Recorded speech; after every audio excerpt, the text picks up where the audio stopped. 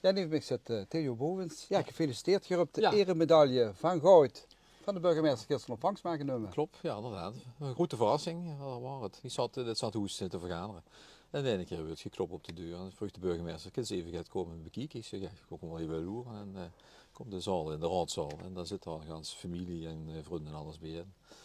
En dan begint de burgemeester gaan zijn speech af te houden en dat eindigt dan in Zoegat, ja. Ja, ik heb hem gekregen voor uw verdiensten in de afgelopen jaren in Maastricht en natuurlijk, ja, ik heb ook Zuid-Limburg op de kaart gebracht en goed gemaakt. Ja, ik denk dat dat ook wel een van de leuke dingen is die we de afgelopen jaren gedaan hebben. Ik was natuurlijk de eerste gouverneur uit Maastricht die in Maastricht geboren is en opgegroeid in 200 jaar.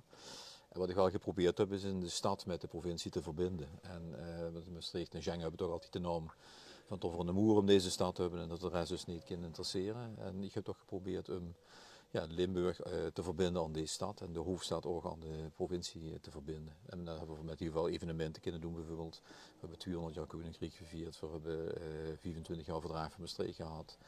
We hebben 150 jaar Limburg gevierd, we hebben de Koningsdag gekregen, voorzien.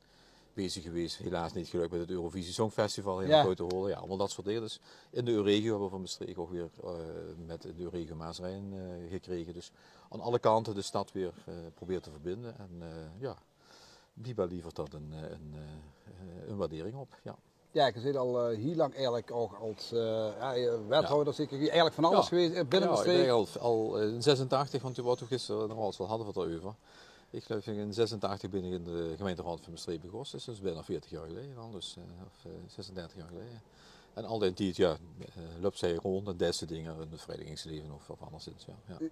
Dan zit je gouverneur, toen is ik weggegaan en toen zit je nog even waarnemend burgemeester geweest. In Enschede, of all places. Ja, en dat heeft me ook prima bevallen, maar Enschede is natuurlijk niet Maastricht, en laten we eerlijk zien. En dat was in principe ook maar voor tijdelijk bedoeld. Overigens zien er wel verbindingen tussen die steden Enschede en Maastricht. Mijn leermeester Philip Hoebe is daar lange tijd voorzitter van Twente geweest, van de regio. En er zitten nog 2 Maastrichtse burgemeesters in Haaksbergen en in Dinkeland, dus de buursteden van Enschede. Dus het stikt daar eigenlijk wel van de Limburgers en de Maastrichtenaren. Ja, dat is wel opmerkelijk. Ja, dan is nu weer terug in de stad. Ik ga het toch eerlijk vragen. Volgend jaar dan is de burgemeester weg. En de lui zeggen allemaal, we willen in de Maastrichtenaren terug. Hè. Nee, maar goed, tegen die tijd ben ik alweer 63, dus dan begint de leeftijd toch met spelen. Dus ik denk dat ze op zoek moeten gaan naar een jongere vent of een jongere vrouw. Maar je kunt dan ook ik zou dat waarnemend nog tijdelijk even kunnen doen, maar ik vind dat ze moet ook naar de toekomst kijken, dus verzeten niks uit, maar aan de andere kant, of ze dat nu nog moest willen, dat is een ander verhaal. Je mag het tegen de kiekers zeggen. Ja, ik zeg tegen de kiekers, deze medaille is mij natuurlijk naar mij toegekomen met dat kump gewoon omdat het heel geweldig is in deze stad. Voor deze stad gaat te kunnen doen. Ik heb gisteren ook gezegd in het dankwoord, alles wat ze voor de stad doen, dit is eigenlijk ook een beetje voor zichzelf.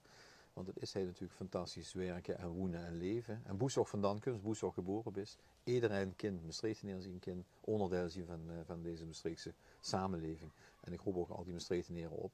Loerens gooide me weg, Loerens rond. Wie in deze stad gaat verloren rond. Betrekt hij ook bij deze stad, want deze stad is geweldig. Deel die met aanderlui. Ik heb me daarvoor ingezet. Ik zie het ook een beetje als een armoedige om nog de komende 40 jaar gewoon door te gaan in deze stad. Maar als je het voor Maastricht wil doen, dat gaat voor de Maastrichtenaren, dat maakt eigenlijk deze stad alleen maar schoener en plezieriger. Dankjewel. Oh, ik weet wat los is in Maastricht.